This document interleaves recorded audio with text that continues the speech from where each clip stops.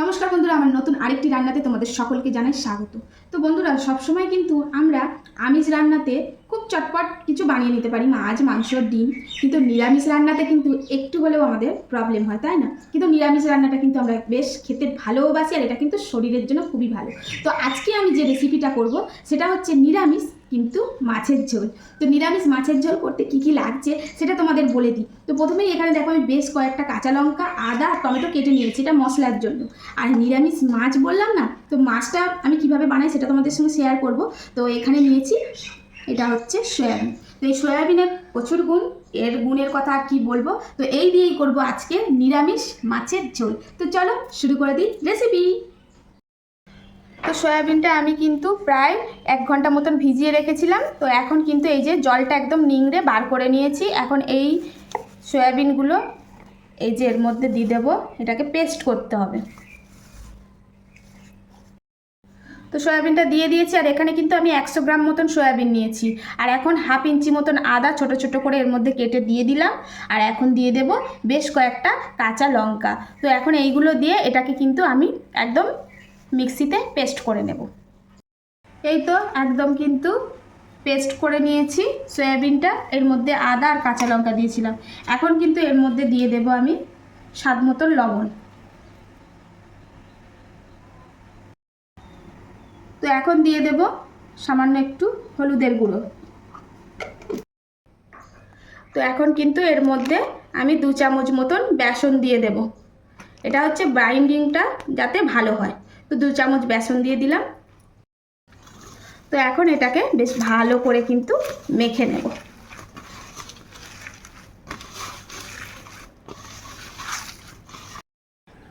তো এখানে কিন্তু এটা ভালো করে মেখে নিয়েছি। আর এদিকে কিন্তু একটা কড়াই বসিয়ে দিয়েছি, আর কড়াই হয়ে গেছে গরম।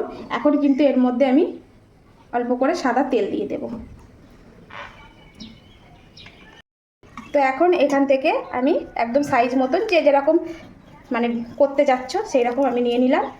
এই যে, আর হাতে একটু তেল মেখে নেবে, তাহলে কি হয় হাতেতে জড়াবে না।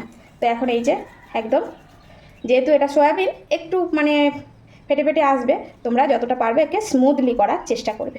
এই যে, খুব বেশি করার দরকার নেই। আর মাঝখান থেকে এটা একটু করে দেবে দেবে, ব্যাস একদম মাছের শেপ রেডি।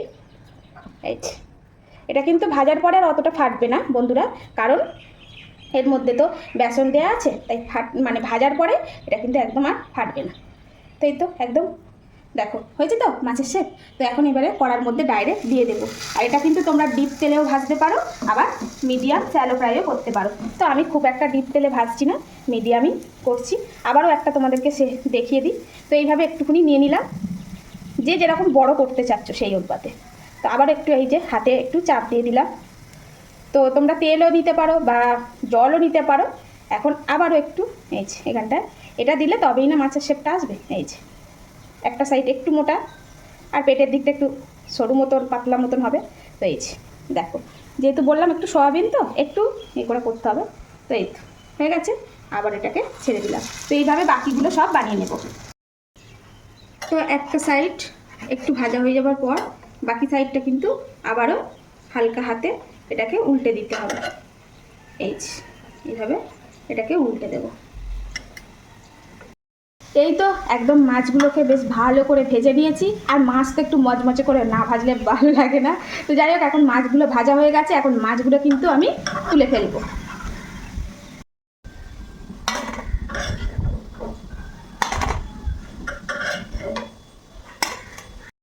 তো এখন মশলাটা কিন্তু করে নেব।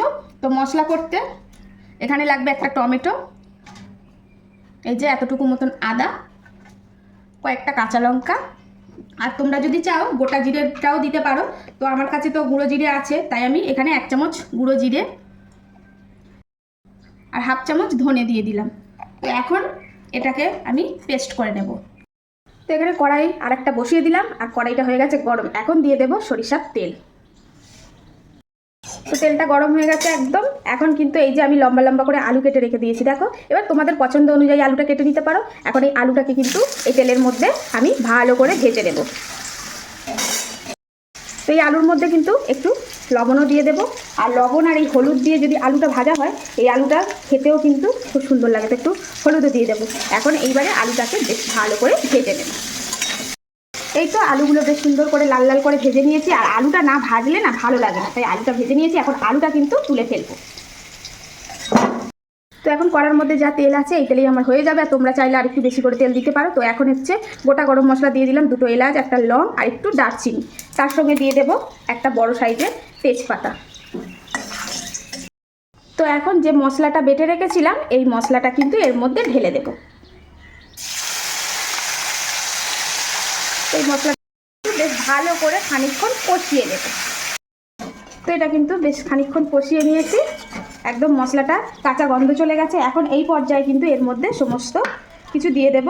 তো প্রথমেই যেটা দিতে হবে তার জন্য একটু লবণ দিয়ে দিচ্ছি, তারপরে দিয়ে দিতে হবে, এগুলো তো দিতেই হবে, যে কোনো রান্নার মূল। তো এখানে হলুদ দিয়ে দিলাম 1/2 চামচ, আর এখানে দিয়ে দিচ্ছি শুকনো লঙ্কার গুঁড়ো। এবারে তোমাদের পছন্দ অনুযায়ী কাঁচা লঙ্কা দিয়েও করতে পারো, শুকনো লঙ্কার গুঁড়ো দিয়েও করতে পারো। তো এখন এটাকে আবারও বেশ খানিকক্ষণ আমি কষিয়ে নেব। এই তো মশলাটা কিন্তু বেশ সুন্দর করে আমি কষিয়ে নিয়েছি, তেলটা ছেড়ে এসছে। এখন এই পর্যায়ে এই যে আলু ভাজাটা ছিল এটা কিন্তু আমি এখন দিয়ে দেব। তো এটা দেওয়ার পরে কিন্তু এটা আবারও বেশ খানিকক্ষণ ধরে এই আলুর সঙ্গে কষিয়ে নেব। তো আলু দিয়ে মশলাটা বেশ ভালো করে কষিয়ে নিয়েছি। আর এখন কিন্তু আলুটা অলমোস্ট সিদ্ধও হয়ে গেছে। আর আমি কিন্তু এখন এই যে একটু জল গরম করে নিয়েছি, এই জলটাই এর মধ্যে দিয়ে দিচ্ছি। তো এখন এটাকে একটু নাড়াচাড়া দিয়ে দিচ্ছি, ভালো করে মশলাটা জলের সঙ্গে মিক্সড করে নেব। এখন এটাকে আমি ফুটতে দেওয়ার জন্য অপেক্ষা করব। এই তো একদম ঝোলটা কিন্তু টকবক করে ফুটে এসছে। তো এই পর্যায়ে কিন্তু আমি এর মধ্যে দিয়ে দেব এই যে আমরা নিরামিষ মাছ। তো এই মাছগুলো কিন্তু এখন একটা একটা করে ঝোলের মধ্যে টপাটপ ছেড়ে দেব। তো এই তো মাছগুলো একদম দিয়ে দিলাম। এখন কিন্তু এইবারে এটাকে বেশ খানিকক্ষণ ধরে ফুটিয়ে নিতে হবে। তো এই পর্যায়ে কিন্তু তোমরা কেমন ঝোল রাখতে চাচ্ছ, যদি মনে করো মাছের ঝোল খাবো তাহলে একটু বেশি করে ঝোল রাখবে, আর যদি মনে করো একটু গ্রেভি অল্প করবো তাহলে একটু শুকিয়ে নিলেই হবে। এই তো তো আমি এটাকে আরেকটু ফুটিয়ে নেব। তো এখন কিন্তু শেষের দিকে আমি একটু মিষ্টি দিয়ে দিচ্ছি, যেহেতু নিরামিষ তরকারি একটু মিষ্টি দিলে বেশ ভালোই লাগে। এই তো একদম কিন্তু এখন তরকারি রেডি। আর এই শেষের দিকে আমি কিন্তু একটু গরম মশলার গুঁড়ো দিয়ে দেব। তো আমি কিন্তু ঘরেতেই গরম মশলা গুঁড়ো করে একদম রেখে দিই। তো এখানে আছে গোটা গরম মশলা, দারচিনি, লং আর হচ্ছে জিরে। তো এইগুলো আমি একসঙ্গে গুঁড়ো করে রাখি একটু রোস্ট করে। তো সেই গরম মশলাটা দিয়ে দিলাম। এই তো একদম কিন্তু আমার নিরামিষ মাছের ঝোল রেডি। তো যেহেতু আমি নিরামিষ মাছের ঝোল বানিয়েছি তাই একটু কিন্তু আমি ঝোলটা রেখেছি। আর তোমরা যদি মনে করো বেশি ঝোল রাখবো না, সেক্ষেত্রে একদম একটু শুকিয়ে নেবে, গামাকা গামাকা করে নেবে। তো এখন গ্যাসটা বন্ধ করে দিচ্ছি। এই যে তরকারিটা একদম ঢেলে নিচ্ছি। এই তো বন্ধুরা একদম নিরামিষ মাছের ঝোল কিন্তু রেডি। তো নিরামিষের দিনকে আর কোনো চিন্তা থাকবে না, এইরকম মাছের ঝোল কিন্তু তোমরা বানিয়ে নিতে পারো। তো কেমন হয়েছে বন্ধুরা অবশ্যই কমেন্টে জানাবে। আর ভালো লাগলে একটা করে লাভ, লাইক, শেয়ার করতে কিন্তু ভুলো না। তো আজকের মতন আসি, দেখা হচ্ছে নতুন করে ভিডিওতে। তবে হ্যাঁ, বাড়িতে কিন্তু একবার অন্তত ট্রাই করে দেখো, খুবই ভালো লাগবে। আর কেমন মানে খেতে লাগলো সেটাও কিন্তু কমেন্টে জানাবে। তো আজকের মতন আসি।